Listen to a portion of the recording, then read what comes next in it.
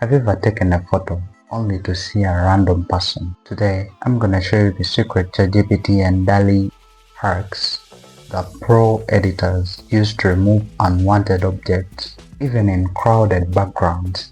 And do you know the most interesting part of it? It is totally free of charge.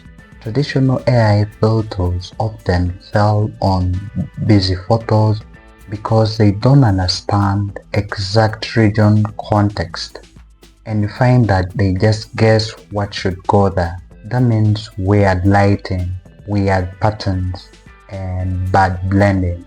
But what if I told you that with certain prompts you can force AI to respect your original image idea?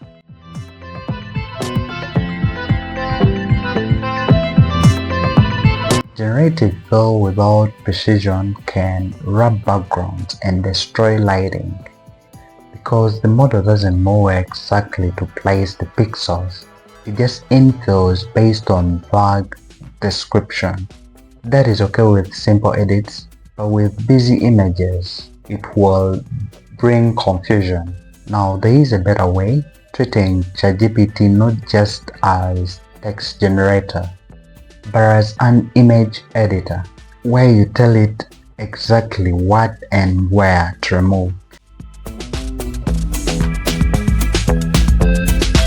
Generic prompts like "remove this person" are too broad. This trick is to speak the region-aware language. Instead of telling AI what you want gone, you tell it exactly which object, a precise description of the area, how to replace it with the background. For example, let's use this prompt. Remove this object and replace it with surrounding sky and texture. Keep the shadows consistent.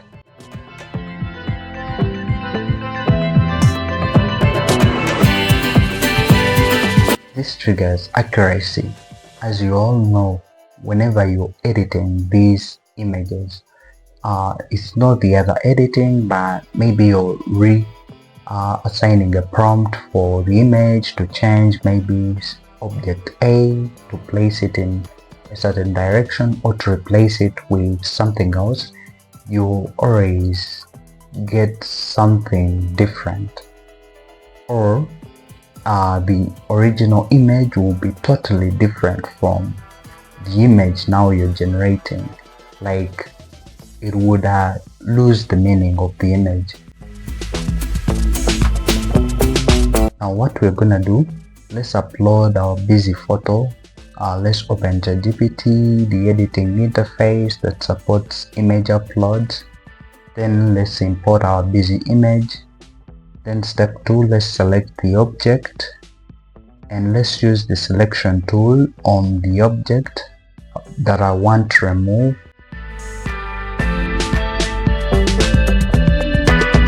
For example, the prompt like, remove the selected object and fill it with natural background, textures, and lighting.